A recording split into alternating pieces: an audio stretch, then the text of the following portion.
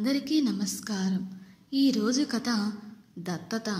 రచన TVL Gayatri గారు. ఇంకా స్టోరీలోకి వెళ్ళిపోదామా? అదితి, ప్రకాష్ భార్యాభర్తలు.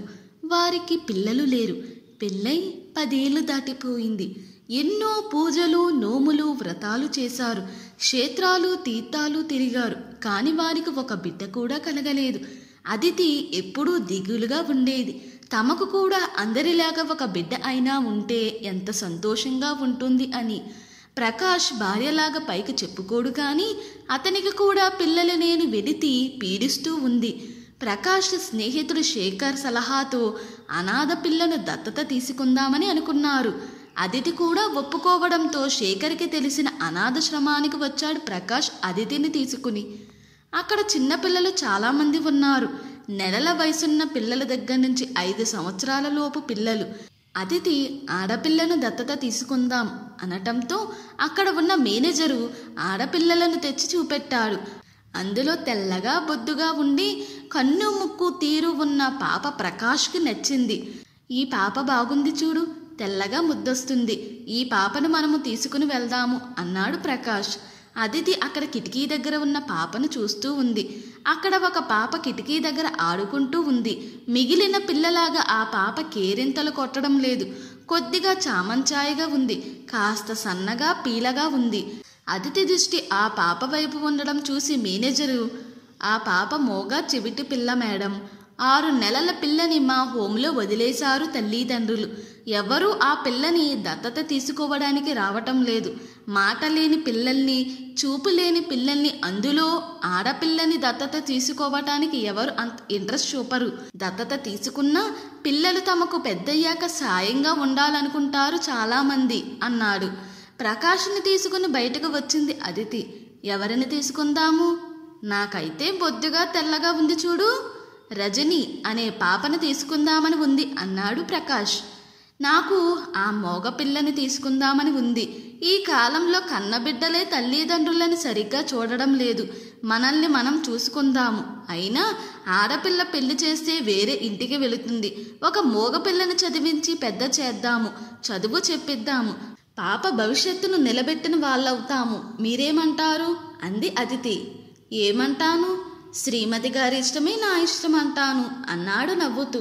ఆ తర్వాత దత్తతకు కావలసిన ఏర్పాట్లు చకచకా జరిగిపోయాయి. పాప రమ్యను తీసుకుని ఇంటికి వచ్చారు ప్రకాష్, అదితి. ఇంత డబ్బులు పోసి మోగ చెవిటి పిల్లను తెచ్చుకున్నారేమిటి, మీ తెలివి మండిపోను అనే బంధువుల మాటలు లక్ష్య పెట్టలేదు అదితి, ప్రకాష్లు. రమ్యను బదిరులు స్కూలులో చేర్పించారు. రమ్య చాలా తెలివైనది. ఇట్టే గ్రహించి అన్నీ నేర్చుకుంటుంది. అదితికి రమ్య ఒక లోకమైపోయింది. కాలం గిర్రున తిరిగింది. రమ్య చదువులో కూడా ఫస్ట్ వచ్చేది. ఇప్పుడు గ్రాడ్యుయేషన్ పాస్ అయింది. ఆమె ఇప్పుడు జీవశాస్త్రంలో పరిశోధనలు చేసే సైంటిస్ట్, మంచి భరతనాట్య కళాకారిణి కూడా.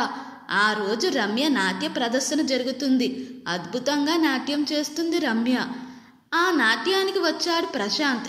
అతను రమ్యతో పాటు ఉద్యోగం చేస్తున్నాడు. రమ్య మాట రాకపోయినా ఆమె తెలివితేటలు అతడిని ఆకర్షించాయి. ఆఫీసులో రమ్యను చూసి ఆమె తెలివితేటలకు అబ్బురపడేవాడు ప్రశాంత్. ఆమెను వివాహం చేసుకోవాలని అతనికి ఉంది. ప్రకాష్ మంచి హోదా కల ఆఫీసరు. రమ్య అతని కూతురు అని, పెద్దవాళ్లకు నచ్చితే రమ్యను వివాహం చేసుకోవాలని ఉందని తల్లిదండ్రులతో చెప్పాడు. రమ్య నాట్య ప్రదర్శనకు తల్లిదండ్రులతో సహా చూడడానికి వచ్చాడు. ప్రశాంత్ నాన్నగారు శ్రీనివాస్ ప్రకాష్ని పలకరించాడు. శ్రీనివాస్ మాట్లాడుతూ రమ్య, ప్రశాంత్ల పెళ్లి ప్రస్తావన తెచ్చాడు. మా అమ్మాయి మాటలు రాని పిల్లే కాదు, అనాథ పిల్ల కూడా. మా సొంత కూతురు కాదు, కానీ మా అమ్మాయి మాకు ప్రాణం. ఈ విషయం మేము దాచిపెట్టదలుచుకోలేదు. మీకు అభ్యంతరం లేకపోతే మా అమ్మాయి అభిప్రాయం తెలుసుకుని చేస్తాము. అమ్మాయికి కూడా మీ అబ్బాయి నచ్చాలి కదా అన్నాడు ప్రకాష్. అప్పటికి మౌనంగా ఉన్నాడు శ్రీనివాస్. వారం తర్వాత శ్రీనివాస్ ప్రకాష్కు ఫోన్ చేశాడు. మాకేమీ అభ్యంతరం లేదు. మీరు ఎంతో సంస్కారవంతులు. మీ చేతుల్లో పెరిగిన బిడ్డ మీద మాకు ఎటువంటి సందేహమూ లేదు. మా అబ్బాయిని వివాహం చేసుకోవటానికి మీ అమ్మాయి అభిప్రాయం కూడా అడగండి. మీకు అంతా ఇష్టమైతే ముందుకు వెళదాము. శ్రీనివాస్ మాటలు విన్న తర్వాత ప్రకాష్కు అదితికి చాలా ఆనందంగా ఉంది. తమలాగా ఆలోచించే వాళ్ళు ఈ ప్రపంచంలో ఇంకా కొంతమంది ఉన్నారు. తరువాత రమ్య ప్రశాంత్ల పెళ్లి వైభవంగా జరిగింది. ఇంతటితో ఈ స్టోరీ ముగిసింది. ఈ స్టోరీ కనుక మీకు నచ్చినట్లయితే మరియు నా ఎక్స్ప్లెనేషన్ కనుక మీకు నచ్చినట్లయితే ప్లీజ్ లైక్, షేర్, సబ్స్క్రైబ్.